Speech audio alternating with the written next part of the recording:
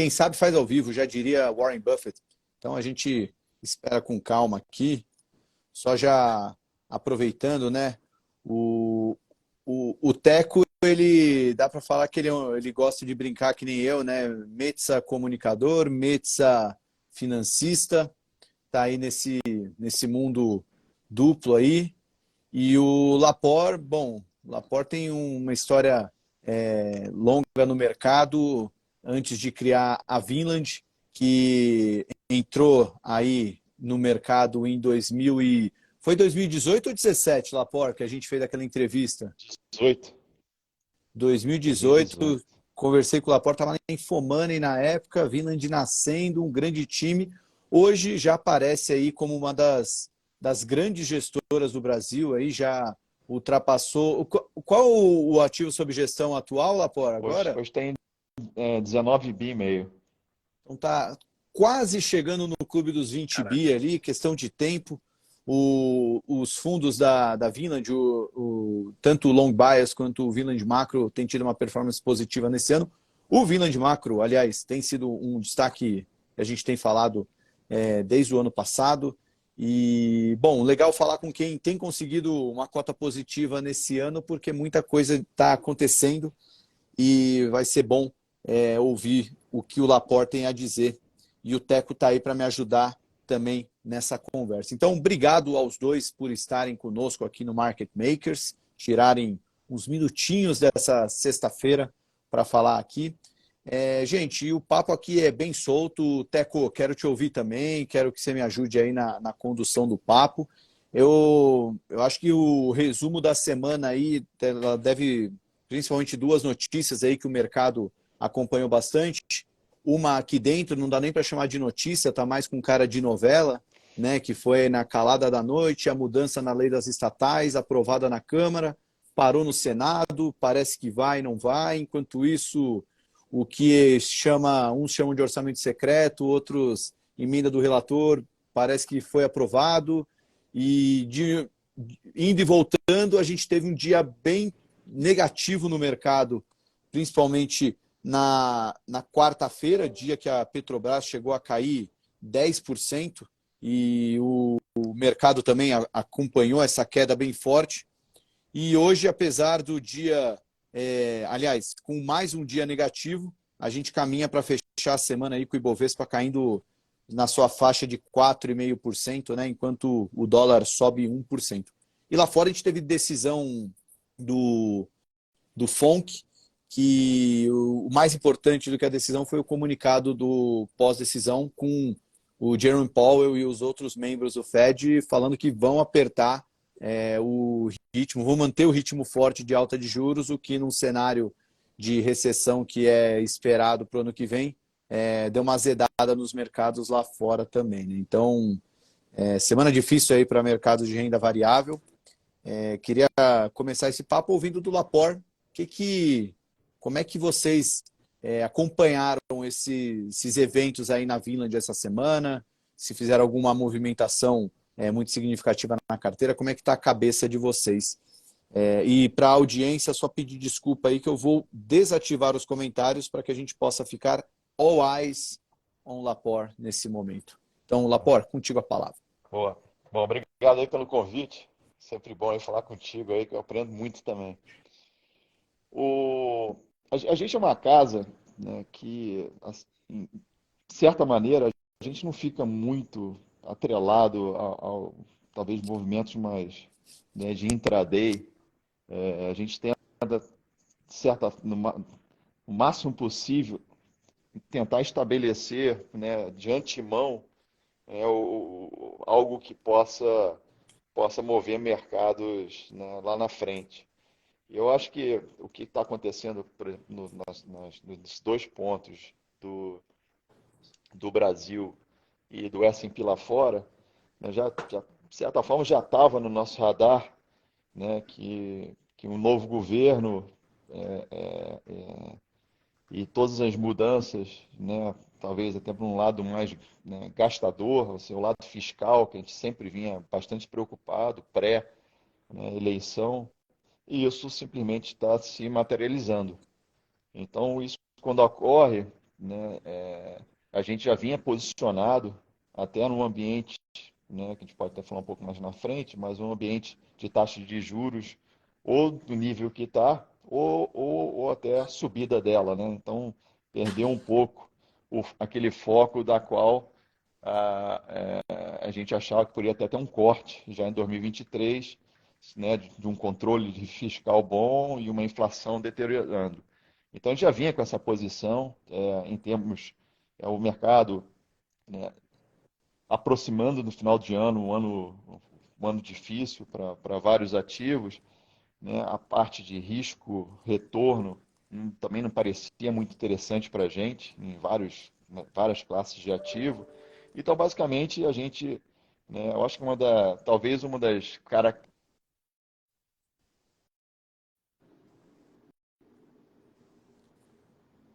Ih, acho que o Laporte travou aqui para mim, Teco. Travou aqui. Travou aqui. Travou para mim também ele. Tá, tá É a ouvindo? chuva, é uma chuva para cada Agora um. tá Tá voltando aí o voltando? Laporte. Tá Voltou. ouvindo? Voltou? Tá. Você falou que uma É, das uma características.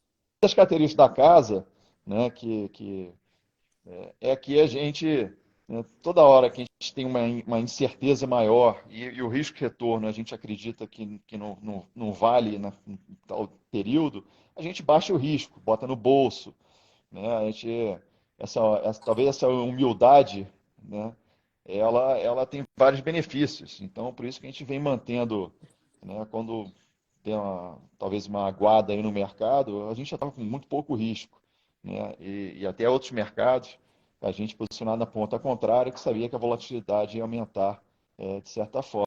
Então, assim, não foi uma surpresa. A gente já sabia, a nossa conta aqui no nosso time, a gente é muito fundamentalista, então o Aurélio e o time já tinham uma perspectiva de CPI, de CPI, né? De inflação lá fora, core de 0,2, a gente acertou na veia, né? Então, né, aquela história, o Fed continua naquela trajetória de trazer a inflação para perto de 2, vai continuar, né, os aumentos de taxa de juros. Enfim, eu acho que e a gente materializou isso bem até em termos de cota ao longo dessa semana.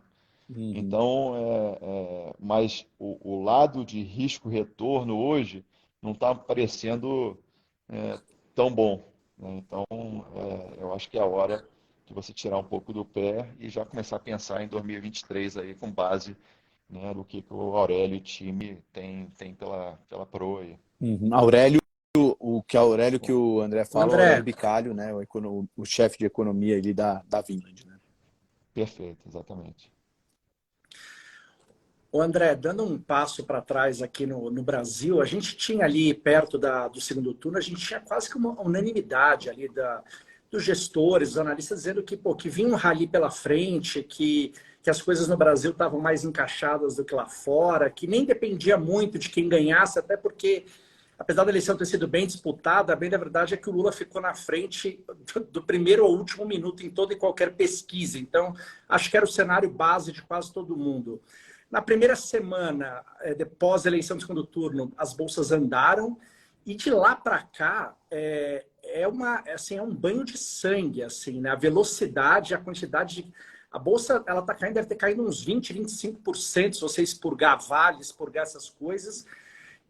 A gente estava numa euforia, a gente está numa depressão agora exagerada, para tudo isso, porque a velocidade e a intensidade, confesso que me impressionam, assim, dado que tem sido horrível essa transição, horrível. Mas, a bem da verdade, não aconteceu nada que não fosse meio possível de acontecer, né? Ou provável até. Isso de certa forma é verdade. Até, eu acho que existia um ponto de esperança aí, né?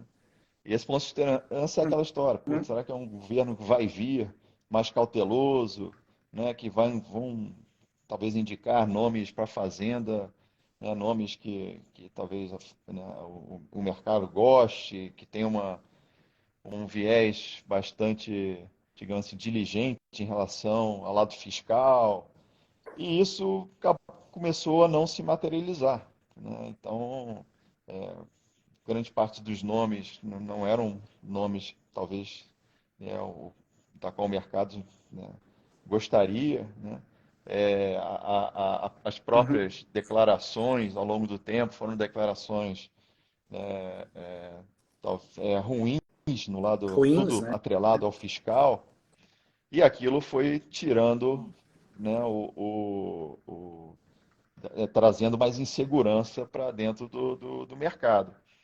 Quando você tem um mercado que, por sinal, né, não é algo que está acontecendo só no Brasil, a parte de liquidez, tanto aqui quanto lá fora, ela aumentou, a liquidez piorou muito, até no próprio S&P, né? Uhum. E talvez, né, essa esperança fez com que vários, né, sei lá, fundos ou outros gestores continuassem bem posicionados em bolsa.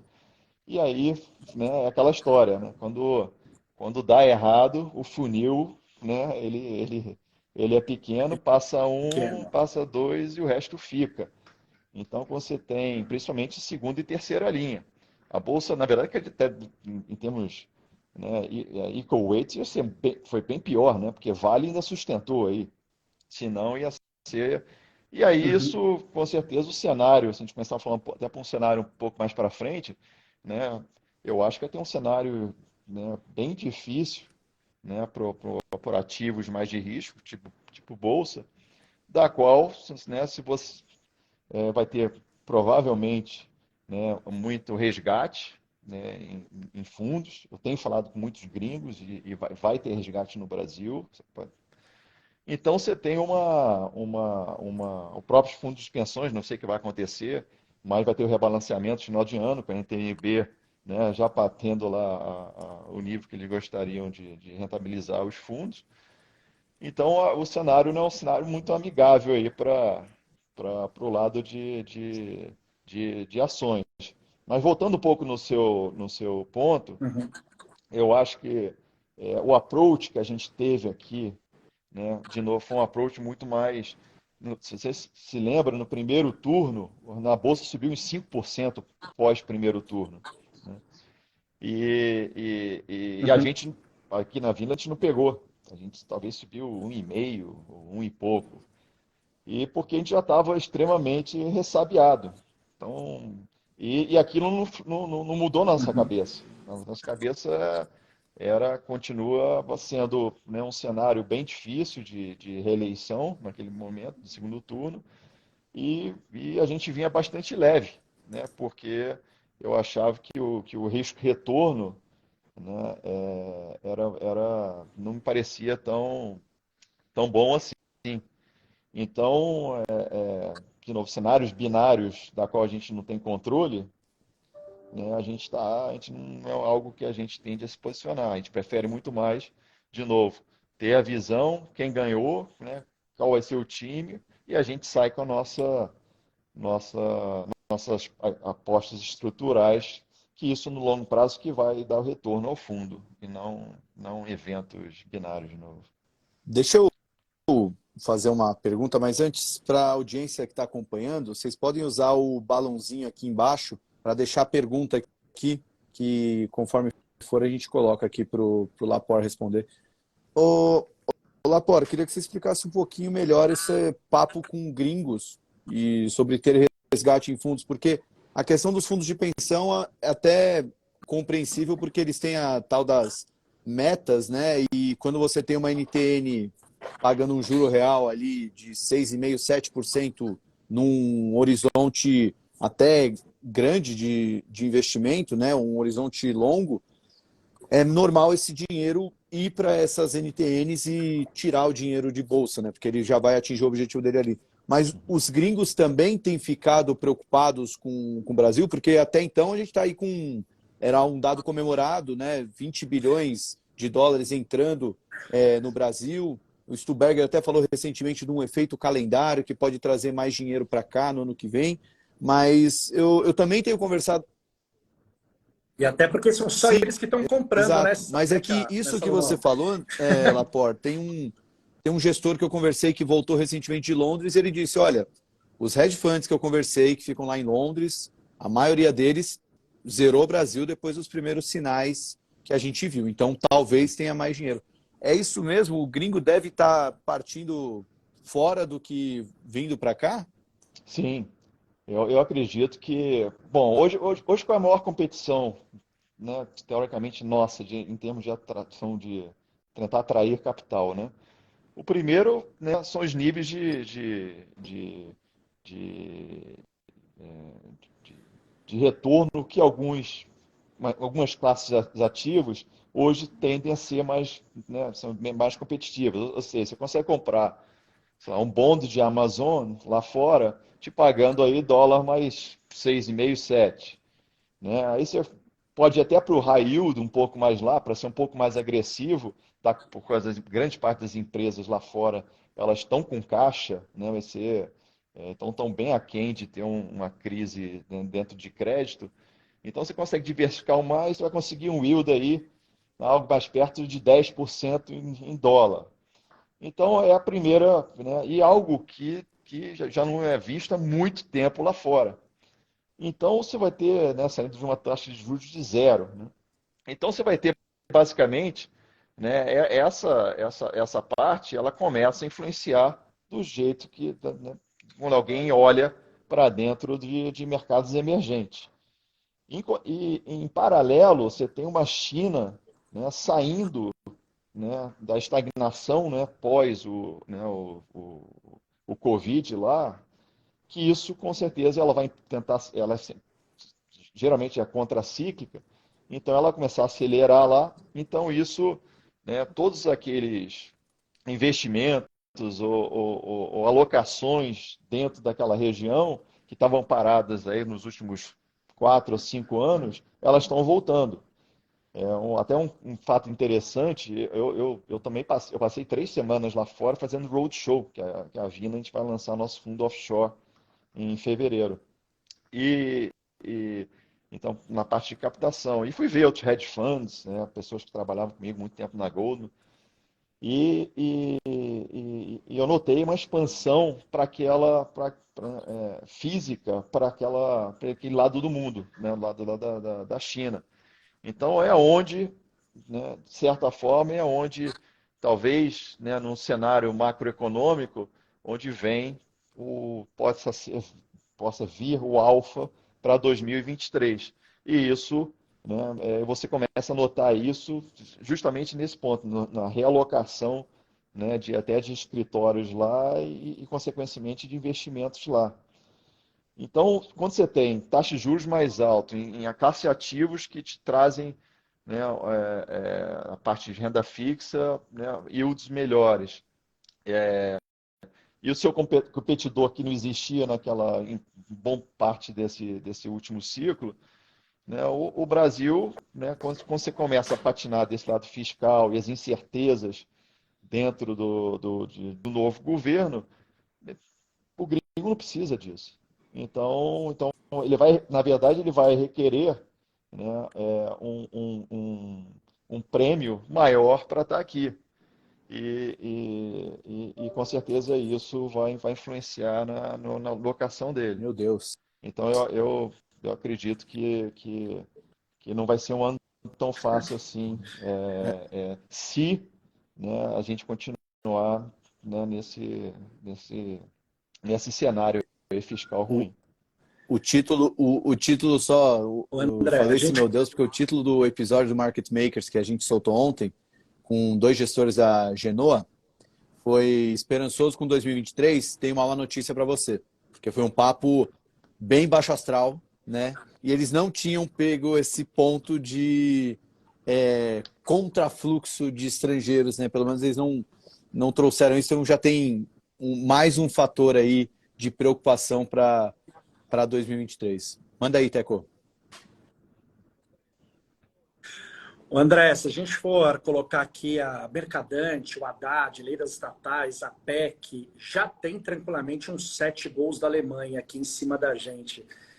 Cara, dá tempo da gente fazer um golzinho ainda? Tem algum golzinho que mudaria essa história? Tem alguma coisa que faria, enfim, a gente sair desse estágio do tipo ano que vem já era?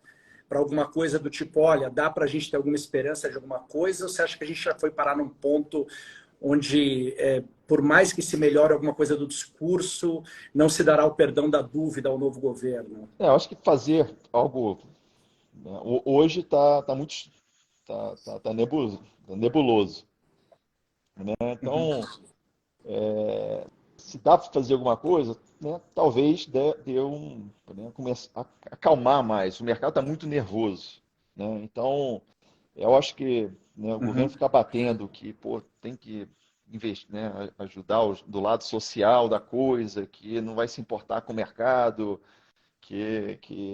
né, então isso com certeza não é uma retórica muito amiga, né, digamos assim. Porque no final das contas, né, o que a gente Uhum. faz aqui é precificar os ativos e ver se é o preço justo ou não, né? A gente não está aqui contra alguma coisa ou a favor de outra, né?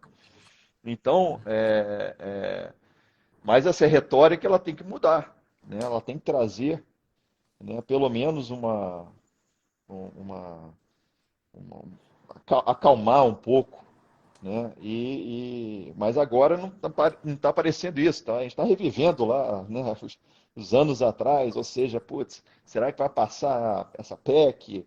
Será que vão votar alguma coisa de madrugada e quando você vê já passou, né? Parece que a gente está vivendo anos atrás, né? Então Uhum. tudo isso nos traz incertezas. Quando você tem uma incerteza, né, isso é refletida dentro do mercado. Então, tem os lados, né, hoje até qual é o lado positivo da coisa, né? Você tem um banco central, né, que Uhum. continua independente e com Independente. uma pessoa tocando extremamente, um excelente profissional. Então, com certeza, qualquer coisa que acontecer, né, do lado fiscal, ele vai ser contrabalanceado do outro lado, né? Então, até agora, essa talvez o lado positivo da coisa que eu espero que a comunicação ela seja melhor entre, né, pelo menos mostrar os riscos que pode acontecer via uma rota errada e, e tentar, de certa forma, amenizar isso, né?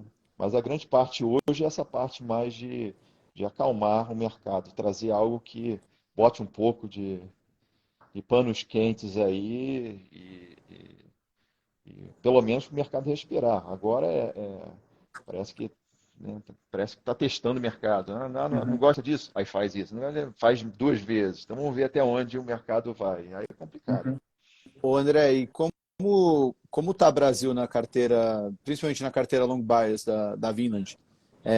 Tá, chega a ter alguma posição long ou vocês estão bem zerados, estão short, enfim, porque nesse cenário aí fica até difícil competir com os juros, né? Você pensa que algum investimento que pode dar um retorno tão alto assim, o que vocês estão buscando na bolsa de salvação aí? Você que olha tanto o fundamento, né? Uhum. Bom, hoje, né, o fundo long bias é um fundo de retorno absoluto. Então, hoje a gente está muito mais com um gross um pouco maior, né, e tentando, né, extrair algumas coisas ilíquidas. A gente saiu, né, segundo, né, talvez segunda linha, segunda linha, principalmente terceira linha, a gente não tem nada. Não importa hoje o valuation dessas ações. Você pega até Banco do Brasil, né? Vamos falar em valuation, o troço tradando, sei lá, 0,6 e mesmo assim não tem no portfólio. Eu acho que ainda pode ir para 0,4 ou 0,3, né? Então, então hoje lá fora também não te dá tanta convicção, né? Então a gente está bem short S&P, já vem desde esse último rally do, do CPI, da inflação lá, do CPI quando saiu, a Bolsa Americana ela andou bastante, a gente começou a shortear bastante, tem 40% de short lá fora. E aqui a gente está mais, eu acho, começando a montar até umas posições mais voltadas, atreladas a mais abertura da China. Então, com certeza, essa parte de mobilidade, ela talvez seja, né, a oportunidade de 2023. Isso vai trazer, apesar de ter vai ter uma recessão nos Estados Unidos, os preços do óleo já tá nesse patamar mais de 70 e pouquinhos, né? Já me parece um patamar bom.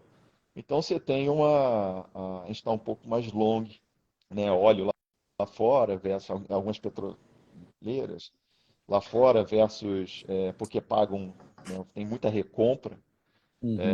e pagam dividendos robustos e vão continuar, né? 70, esse preço de dólar não chegar a 50, né? Assim, vão continuar, né, é, fazendo muito lucro. E aqui a gente está com um nível de exposição bastante baixo, né? Nem 10%. Então, porque eu estou bem preocupado com essa parte de resgate.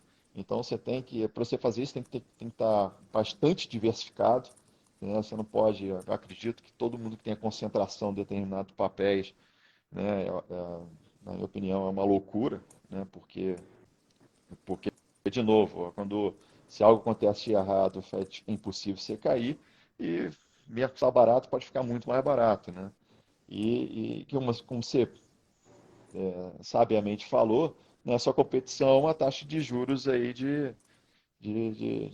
né, 14% ou mais. Vamos ver como esse mercado vai começar a se precificar. Então, não me parece assim, a parte de utilities, né, parece ser mais defensivo, né, que você tem né, no nossa visão para 2022, a gente acredita que as taxas de juros ou vão permanecer no nível que está ou vão subir. Então, isso, né, vai beneficiar esse setor. Mas os números eles não são. A gente vai ter um PIB negativo aí, né, para 2023 já. Né, o desemprego vai aumentar. A gente está aí, acho que 2022 a gente tinha 8,5, a gente já está com. Mesmo com o PIB negativo, desemprego aumentando, vocês acham A gente acha possível que ter sim, taxa alta de de juros. juros? Se viesse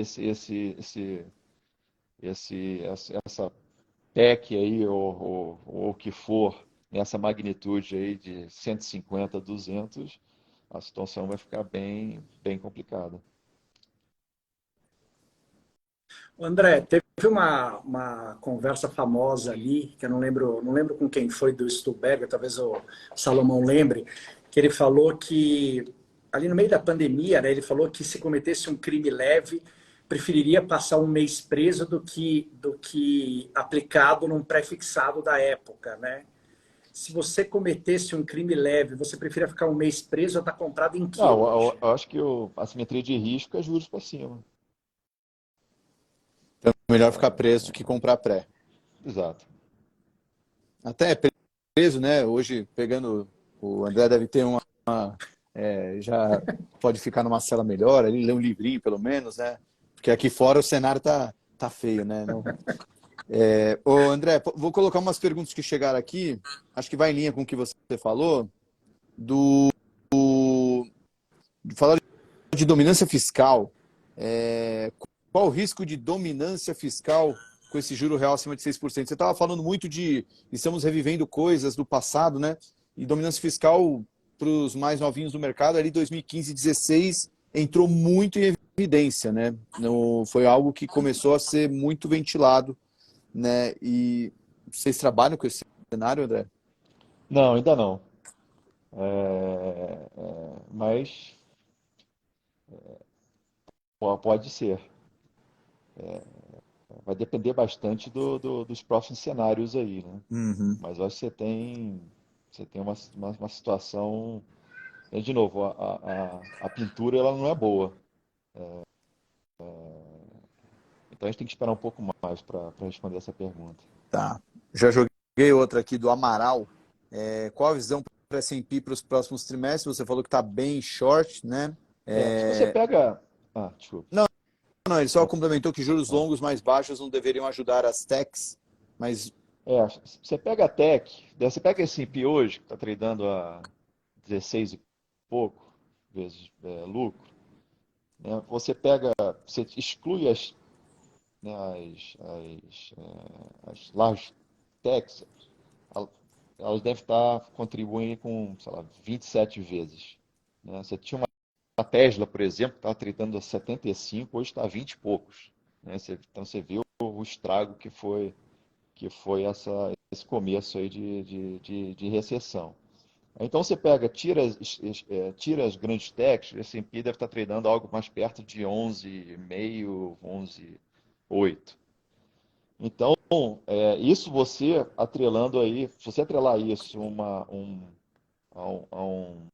sei lá, 20% de queda, né, de earnings, de receita, você vai ter o S&P tradando aí a 3,200. Então, assim, não é um. Isso vai acontecer, né? Quando você pega, por exemplo, você viaja lá para fora, eu comento muito isso aqui, né? Até com curiosidade, né? Há um ano atrás, você comprava um Tesla lá fora, você dava né, botava lá US$ 200 como depósito, e na hora o cara falava, tipo, vou te entregar teu carro daqui a um ano e meio. E, e, e aí, né, eu comecei a fazer esse teste. Né? Eu chegava e botava 200. Se você não quisesse, no começo ele retornava, depois ele parou de retornar, inclusive. Mas você botava ali, era um ano e meio. Aí, essa vez que eu cheguei lá, nessa última viagem que eu falei 3 semanas atrás, eu fui lá e botei US$ 200. E ele falou, daqui a um ano entrega. Eu falei, putz, nada mudou, né? Então a demanda está muito forte. No dia seguinte toca meu telefone, teu carro chegou. E eu falei, Cacilda, nem quero o carro, né? Mas, mas o ponto aqui é desistência, né? O consumo ele vai retroceder, que tem sido, né, o que vem sustentando, de certa forma, a economia americana, e isso já você começa, né, a mostrar até nesse lado. Apple, o problema é a parte de supply chain vindo da China. Entra na loja da Apple, que não entrei, você pergunta, "Putz, minha filha está procurando emprego, tem alguma coisa aí? Como, né, mais pesquisa de mercado? Putz, hiring freeze sem data para terminar. Então, esses ajustes, eles só começaram. Eles vai ter muito mais. Talvez essas large cap aí vão chegar desse 27, mais para perto de 20. E aí você vai ter esse repricing aí do S&P. Que isso, se acontecer, que provavelmente, né, está tudo caminhando para isso, né, se torna ainda mais, né, desafiador para o Brasil, porque você vai ter agora uma economia americana com algumas empresas tradando, né, ou negociando a earnings que você não viu há 10 anos. Então, para que vir para o Brasil? Né? Então, talvez é outro fator que 2023 provavelmente, né, o Brasil não vai ser a bola da vez em termos de procurar, né, risco, né? Procurar retorno, desculpa. André, nesse cenário, pelo que eu entendi, você imagina que o dólar é daí para cima, ou difícil ser daí para muito É mais isso que a gente baixo? acredita. O dólar vem até, né, bem comportado aí. Você vê uma bolsa, né, movendo essa magnitude, Uhum. juros também abrindo, né, assim, já não tem mais precificação de corte. E o dólar tá ali agarrado, né, mas eu acho que dólar forte, né, ele tende a persistir. Até porque você ainda tem um terminal rate aí do nosso lado, lá de fora, mais perto de 5,10, 5,20.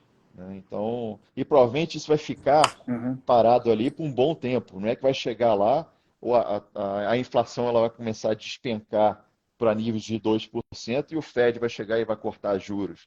Não, nossa visão vai começar, isso vai chegar nesse patamar de 5,20, vai manter lá por um bom tempo, e talvez final de 2023, início de 2024, você vai ter uma folga, né, para que essa inflação ela converge lá para os 2% do Fed e aí você tem talvez um corte de juros. Então, a grosso modo, né, dólar forte. Nada aconteceu de novo na Europa, a Europa continua, Uhum. né, nos mesmos, né, problemas que vinha tendo.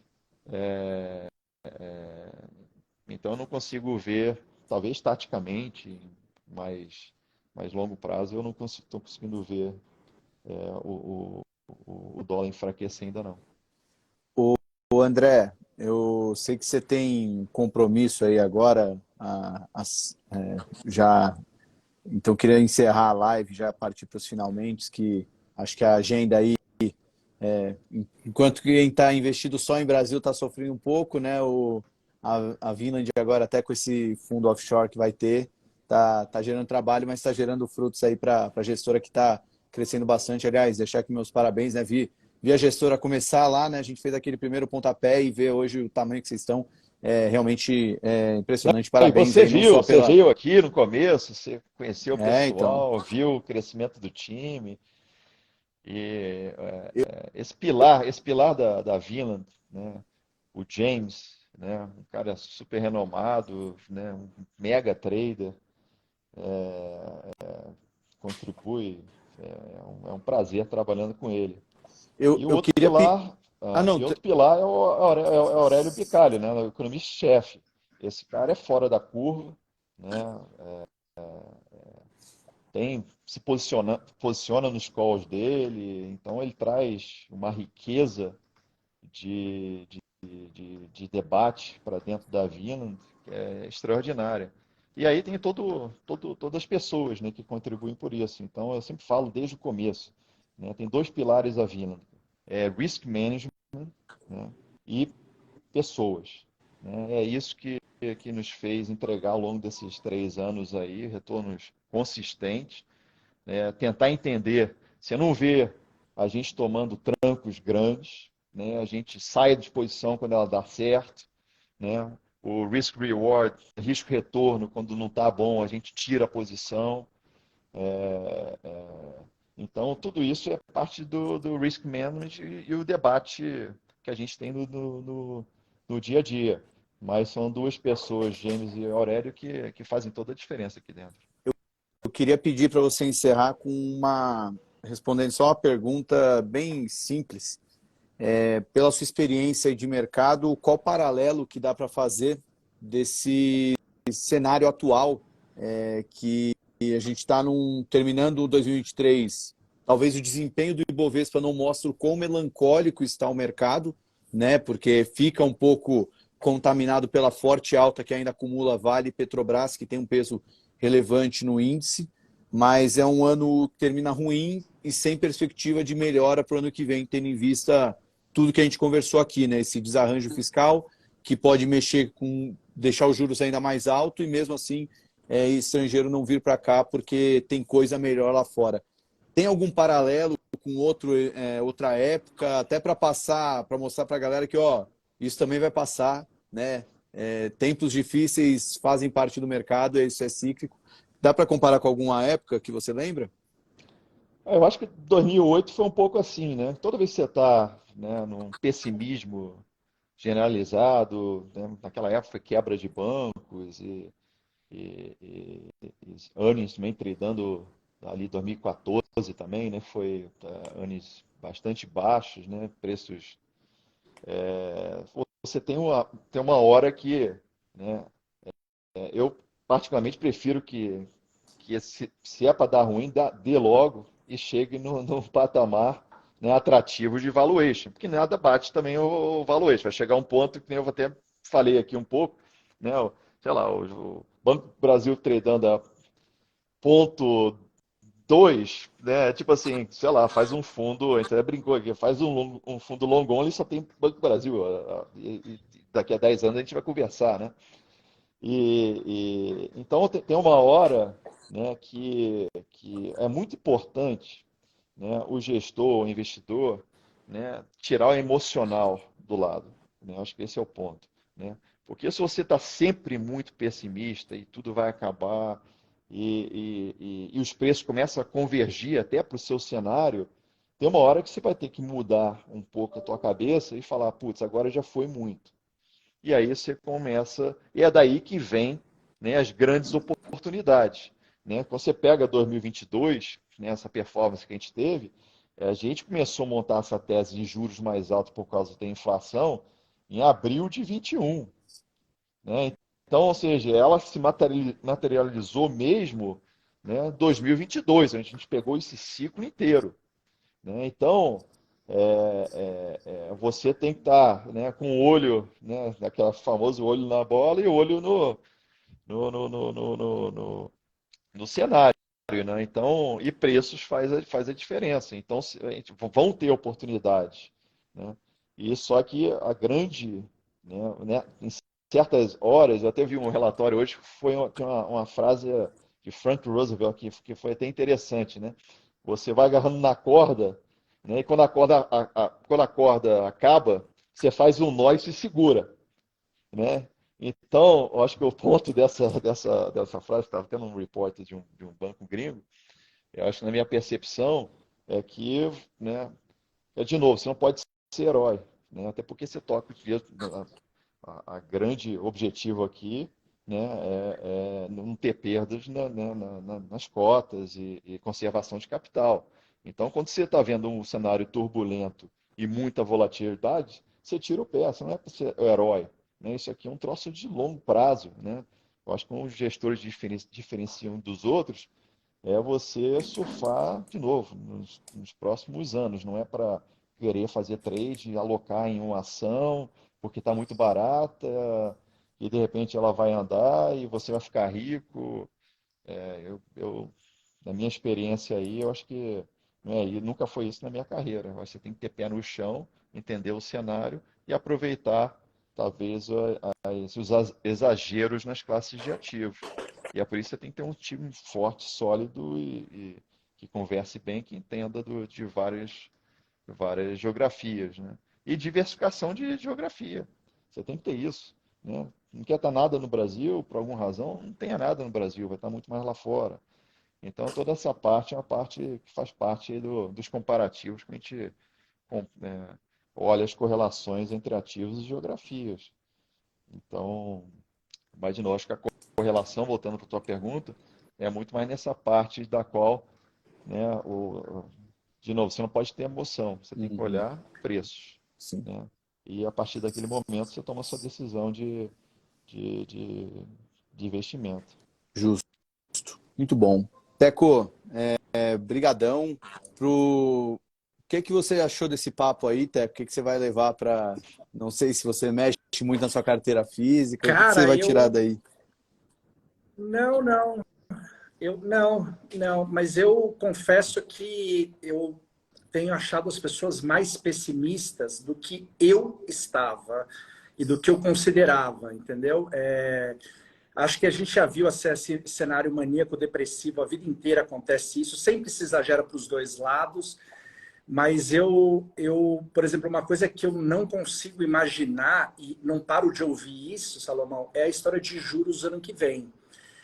Eu não consigo chegar nessa conta em que, sim, eu não consigo nem imaginar que bobagem ainda precisa ser feita para que você precise subir a Selic de onde está, porque para mim ela já está uns 2 ou 3 pontos hoje acima do que deveria, do que precisaria. Então, eu não consigo muito ver essa conta, entendeu? E é uma coisa que o André está falando aqui, mas eu falei com vários caras hoje, ontem, anteontem, e, cara, hoje saiu o relatório do Itaú, do JP Morgan, todo mundo já está subindo a expectativa de Selic, né? Ainda tem corte, mas você vê que já está caminhando para um corte zero ali, né? E era uma coisa que se você falasse assim, dá uma certeza para o ano que vem. Cara, o São Paulo não vai ganhar nada e a Selic cai. Ponto. O resto eu não sei. Mas essas duas coisas eu cravo, entendeu? Então eu tô pensando nisso. Você falou, cara, tem alguma coisa aí que tá ficando pior do que a gente imaginava. Acho que acho que é o suco da semana no final é isso, né? O fiscal pode acabar atrapalhando muito um Banco Central que ainda independente vai ter que atuar contra esse fiscal, né?